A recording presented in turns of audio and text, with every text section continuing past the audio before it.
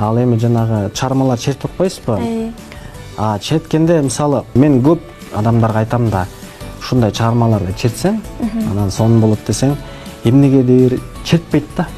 Же жалкоолонобу. Анын мындай жолдору мисалы Феличитаны чертсекчи, анын темасын чертип чыгыш керек, паузаларын. Болду, анан кийин минусовкасын коебуз да чертип баштайбыз. Болду, элге сонун кызыктуу болуппайбы? Болду ошол эле. Жакшы. Азыр ошол айтып калдыңыз, мисалы дүйнөлүк чыгармаларды дагы ошол комузга алып келгенде негизги кыйынчылыктар эмне болушу мүмкүн? Мисалы азыр сиз сунуштап жатат экенсиз, бирок аны аткарбаган да учурлар болот экен. Анан негизги себеби эмнеде ошол чертпей жатышкандарынын?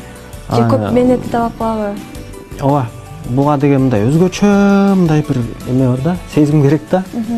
Анан мисалы ошол чыгарманын темасын чертип чыгыш керек. Бул биринчи кезекте жалкоолук да. Жалкоо болбой мынтип аракет кылсак анан чыгат. Экинчи кезекте жанагы эме деген бар.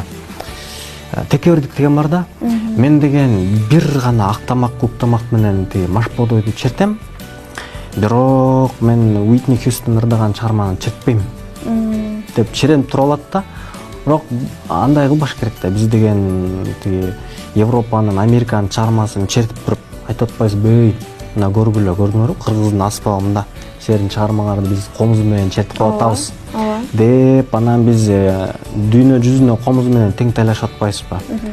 Вот, ошон үчүн айтарыбыз жакшылап өнүктүрөлү. Акырын-акырындан болсо дагы биз искусствону өзүбүздүн гүлөрдү чертип дагы, башка гүлөр чертип дагы жаңылык киргизип өнүктүрө берсек болот деп ойлойбуз.